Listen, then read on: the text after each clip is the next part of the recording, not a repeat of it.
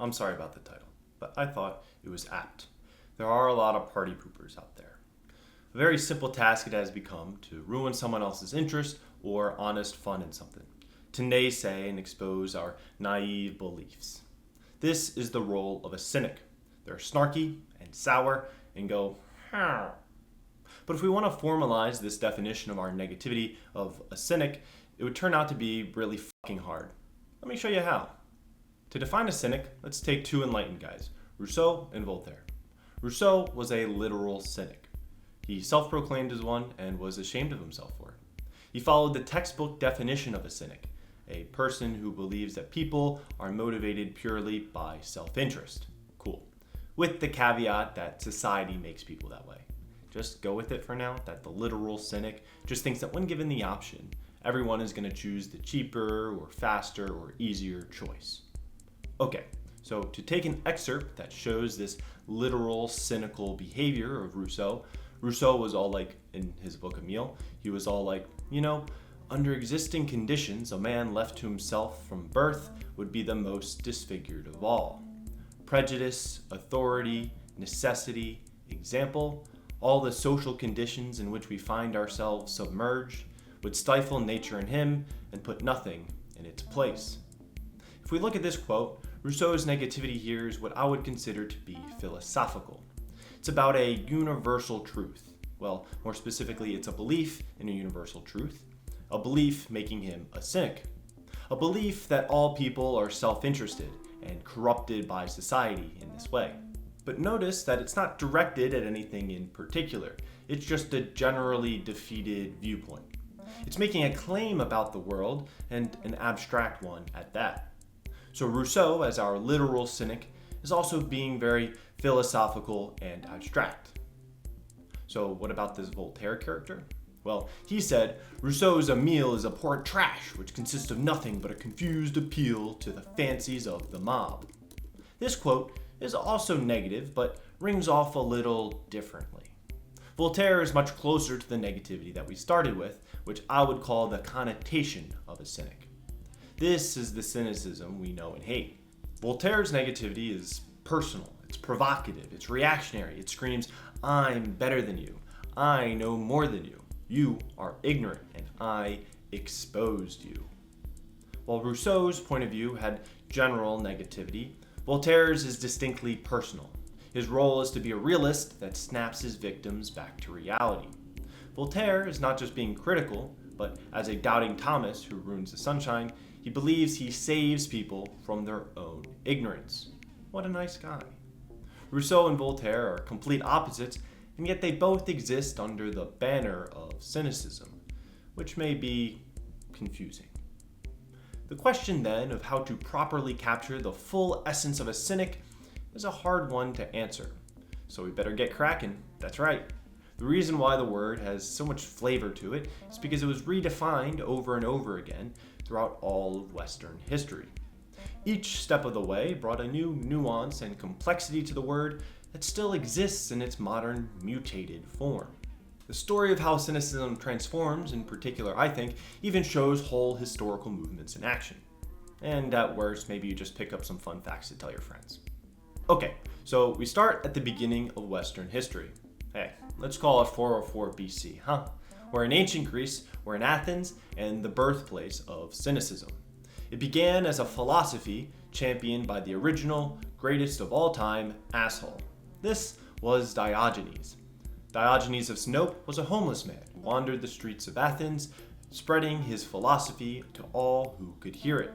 He would do so shamelessly and without regard to the people around him. Oh yeah, and would proceed to defecate just all over the place. He shit everywhere! Look what he did! He shit all over the wall! He is our public pooper. Smart guy, respectable as a philosopher, but shameful in just about every other way. He was a depraved lunatic. Not only was he a public pooper, but also a public masturbator. And only having said he wished relieving hunger was as simple, a process of just needing to rub his empty stomach. Now, why did he partake in the most socially negative and shameless behavior possible? Why did he focus his diet on lentils and beans to maximize flatulence? What's the point? Diogenes' cynicism had the argument that he is not the depraved one, but oh no, it is actually you who is the depraved one. One quote from an older account writes, "One day he shouted out for men, and when people collected, hit out at them with his stick, saying, 'It was men I called for, not scoundrels.'" At first glance, his sneering ridicule of others seems misplaced. His actions were beneath everyone in Athens. You couldn't get lower on the social totem pole. And yet, he acted as though everyone in Athens was beneath him.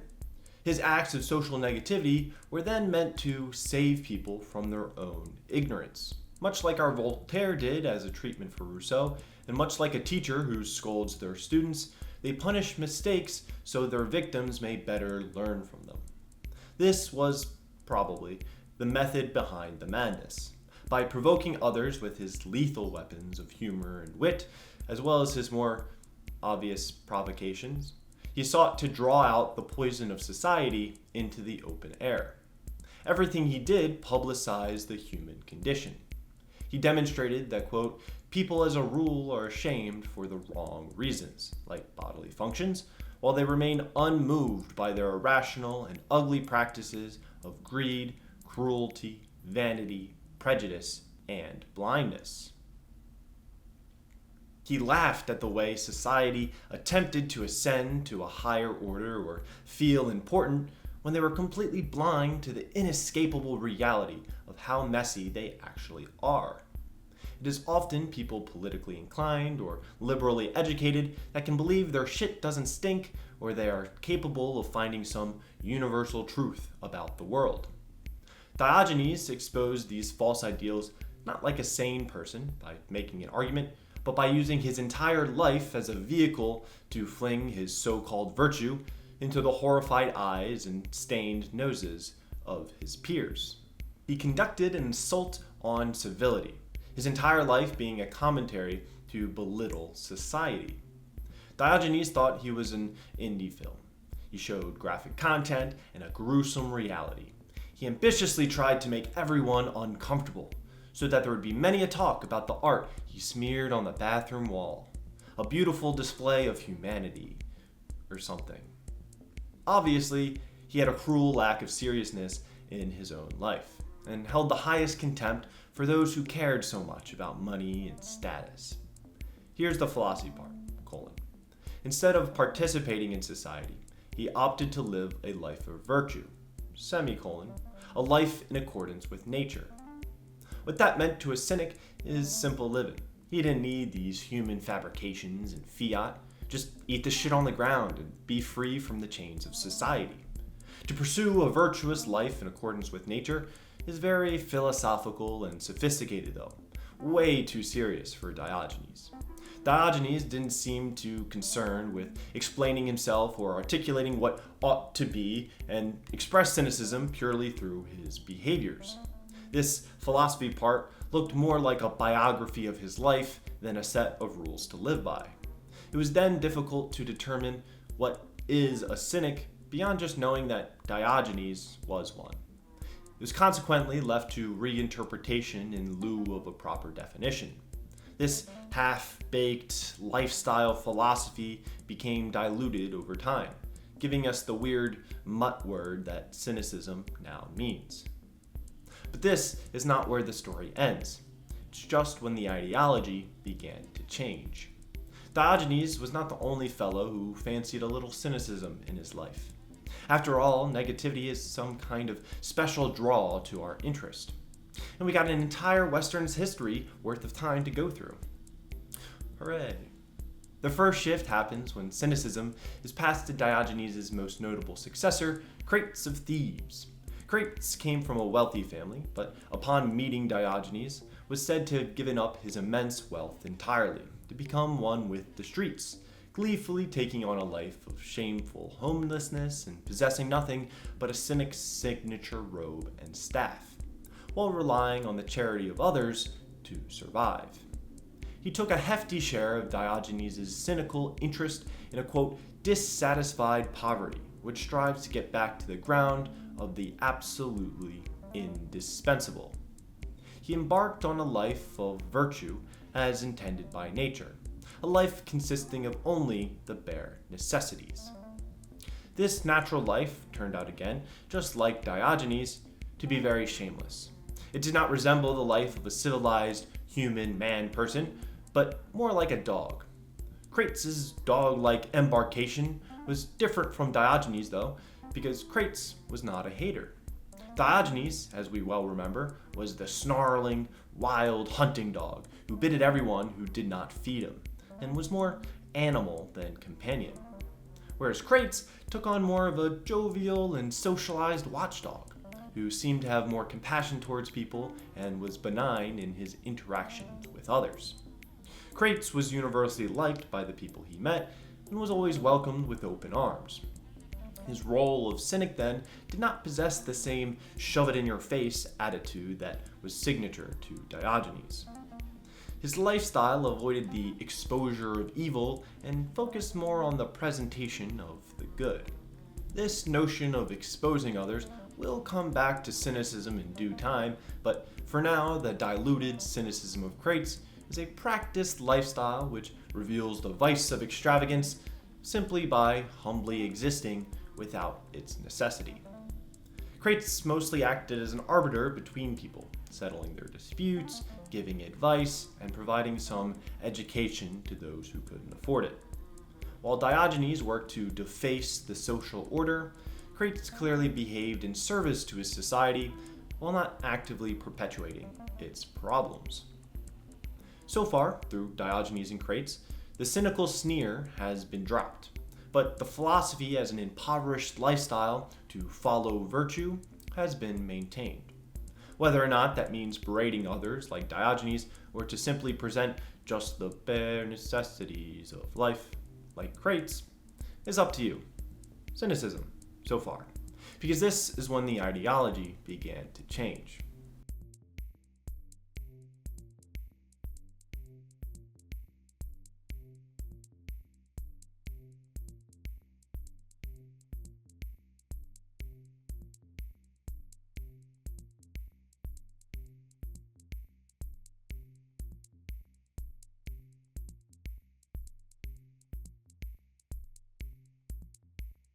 When Crates' successor, Zeno of Citium, came on the scene, he decided he did not want to be so shamefully poor. Of the dog-like behavior passed down by the two original Cynics, Zeno only resolutely sustained their simple diet and generally maintained just modest living rather than homelessness. The simple life was a core influence on Zeno, but to forgo civility altogether and be branded as a dog, it's a little too much. Said to have been biting the tail of the dog rather than becoming one himself, he conflated cynical ethics to live simply with other influences which were centered on physics and logic.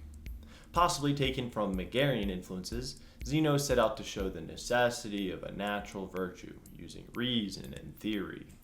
If Crates presented ethics in a practical and lived experience, then Zeno presented ethics like that one ancient philosophy professor you had freshman year that spent the entire class writing a singular proof on a chalkboard, because writing on anything else doesn't feel quite the same because of that extra special chalk the university bought 30 years ago that doesn't even exist anymore. But he's tenured, so he can do whatever the hell he wants while the school board prays he retires. Zeno twisted the cynical definition of a virtuous life according to nature. If we remember, Diogenes did not care for all that seriousness and theory. To Diogenes and Crates, a virtuous life according to nature meant shaking what your daddy gave you and appreciating all the human's natural functions and urges, while purging the unnatural ones like greed or chalk. It was a lifestyle which focused on the individual and whatever things that were natural to them in their lives. But to Zeno, virtue according to nature came to reference a more universal nature, where virtue is about the consistency of the soul, aligning a worldly and godly balance between all things, very holistic stuff. It was a hoity-toity perspective which focused on the universe as a natural order rather than an individual as a natural being. So with Zeno's big words and mumbo-jumbo, He opened the door for a more theoretical and ultimately flexible ideology. People could learn about the physics of the world and the ethics that exist within that construct. Its beliefs could be codified, written, read, and followed, which massively increased its influence, leaving the word of mouth and lifestyle philosophy of Cynicism in the dust. What resulted was the school of Stoicism. You may have heard of it, as it became massively more popular than its predecessor over the course of the Hellenistic period. And during this time is when the ideology began to change. Up to this point, we have the sassy Diogenes, who was taken over by the jovial Crates, and then the universal Zeno. Then we take a pause there to let Stoicism sit in the oven for a couple hundred years. The Hellenistic period was a time when Greek influence spread across the Mediterranean and beyond, where their culture and philosophy, like Stoicism, flourished. The Hellenistic period began when Diogenes died. For reference, Zeno started doing his Stoic stuff about a decade later. It lasted about 300 years until the Romans became the Romans to start the Roman Empire. I think someone got stabbed or something. Anyway, we have two different boats here. The original Cynicism and early Stoicism can kind of be lumped together as one main idea. Then, post-Hellenistic period, once Stoicism got really popular, there was a new boat of Roman-era Stoicism. The Roman Stoics had different interpretations of the original beliefs, and different ideas of what a Cynic should be. That is to say that the Romans got all corporate on us, somewhere between Stoicism's conception and its Roman popularization. As any good brand and big corporation might, the Stoics learned to sweep their shameful and problematic past, that being the Cynics' behavior, under the rug.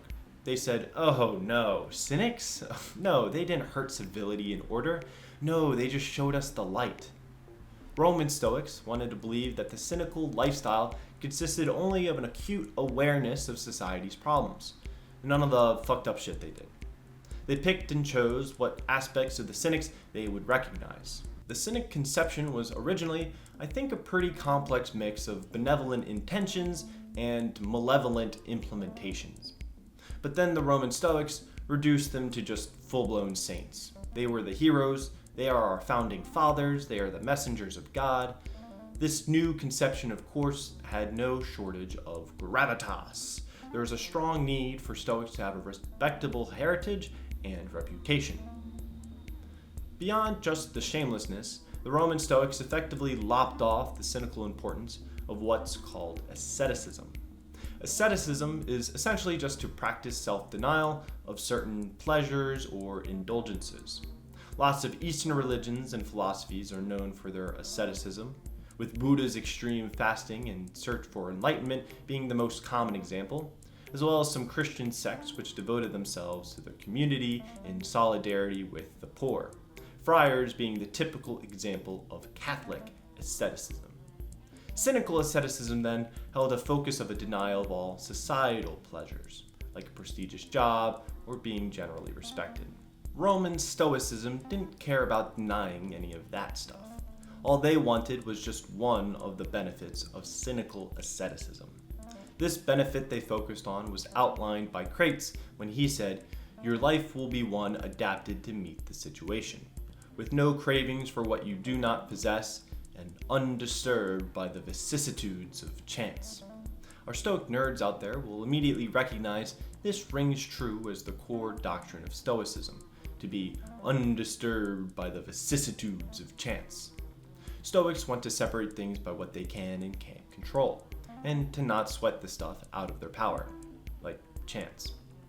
This is why the Romans took a good look at our cynicism and referred to it as a shortcut to virtue. Asceticism is cool, they guess, but really a simple life is just a means to an end in order to get true virtue, that being inner fortitude in the face of struggle. The poverty taken on by the Cynics was by no means to be desired, but it did guarantee that if you're trained to accept life at the bottom of a frickin' barrel, no hardship could not be endured. This preference was present even in Zeno, who was explicit in saying that despite his relatively modest life, it was definitely better to possess wealth and a, quote, good birth over poverty. The Cynics, of course, would beg to differ. The Cynics would argue there is a designed value to their asceticism. High endurance was a great benefit, but the main prize of social asceticism was its intrinsic freedom. They didn't need to burden themselves with improving their reputation and maintaining appearance or people-pleasing because they just didn't care. They had endless possibilities for how they could behave, and as such, the Cynics were revered for their fearless speech. As it turns out, when you have absolutely nothing to lose, and you also have nothing to gain, you kind of just do whatever comes naturally to you. You're completely free from all dependencies. Paradoxically, this meant the ultimate independence for the Cynics came from humiliating themselves with shameless begging. They were completely dependent on others for sustenance to free themselves from the burden of having pride. The Stoics, on the other hand, could not do this. They acknowledged the consequences of rejecting civility. Epictetus, famous Stoic, explained that a good Cynic should be clean and couth. That way people would actually be willing to listen to you. You gotta look nice and smell nice and keep up appearances, god damn it. Because at the end of the day, if you're a Stoic, idealizing asceticism and telling people to be poor is kind of a hard sell. So the Stoics just kept to the endurance stuff. This evolved Roman Stoicism was a consistent, tractable, and societally friendly version of how to acquire virtue. Without the cynical disgust and negativity, this philosophy was much more useful to conventional thought, and did not require the defacing of social currency. This meant it was much easier to digest for more educated and elite circles, which likely would have been to the detestment of Diogenes. The less radical demands of Stoic thought meant that the educated who wanted to entertain its philosophy could do so while still maintaining much of the comfort and status that they possessed. The early Cynics and Zeno all rejected the liberal education because of its focus on building this status and some sense of romanticized wisdom. Then, post-Hellenistic period, Roman Stoicism pretty much became the liberal education and romanticized wisdom. It shared a sense of individual ascension with the educated and the elite. Its ideas of self-mastery and endurance over lower emotions and reactions would fit right in. This could notably be expressed with the Stoic belief to be undisturbed by human emotion and desire, known as apatheia. This objective in Stoicism directly contradicts the indulgence of human desire taken on by the Cynics and earlier Stoics. In a sexual sense alone, Diogenes was a frequent masturbator, Crates was very public with his philosopher wife Hipparchia, and Zeno was hugely gay. All three were completely unfazed by the social shaming of sexual proclivity. And yet, by the time the Romans came about, you have characters like Epictetus and the official Stoics who claimed true Cynics would forgo these passions altogether, as sex could only be defensible as an avenue of child-rearing. And with that, Cynicism has completed its debasement, or I guess it's more like a rebasement. The Roman Stoics cleaned up the philosophy in its entirety. No longer were Cynics dirty or shameful. No longer did they serve their own individual nature, but that of a natural order. They were still ascetic, but no longer was that asceticism valuable in itself. The new order of Cynics were just fearless speakers who sowed the seeds for Stoicism.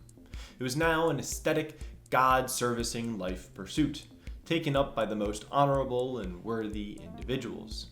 A word embodying a simple and impoverished life was turned out and turned into a divine understanding against evil. The Cynics were an idealized epic that could teach the elite to be less concerned with the customs of their society, without needing to devalue social order entirely. This was the new Cynic through the eyes of popular Roman Stoicism. Quite the evolution. But there was a new rebel alliance brewing to fight the evil bigwigs in Roman Stoic authority. They knew the value of asceticism. They stayed dirty and homeless. They said, money? No thanks. I'll keep to the streets and shit all over the place, goddammit. Who were these narrative protagonists who kept to the streets and were Cynics? Well, they were street cynics. They're not very popular in the Roman era, but they tried their best. The Roman Stoics, of course, branded these groups as a form of false cynicism, since they had nothing in common with their respectable heritage of the mythical Diogenes. This created a cynical split between the Roman official cynicism and the false lesser cynicism. These dueling definitions in the same period is really when the ideology began to change. It was a battle of the age, and would continue to create parallels throughout the rest of cynical history. But this video got kind of long, so why don't you take a breather, a couple days, relax a little, maybe tell someone Stoicism's gay, and then come back for part 2. It's got emperors throwing rocks, it's got Shakespeare hating himself, it's got fireworks and bald people, and a whole lot of cynicism. Go watch it, or don't, that's cool too. Okay, thanks, bye.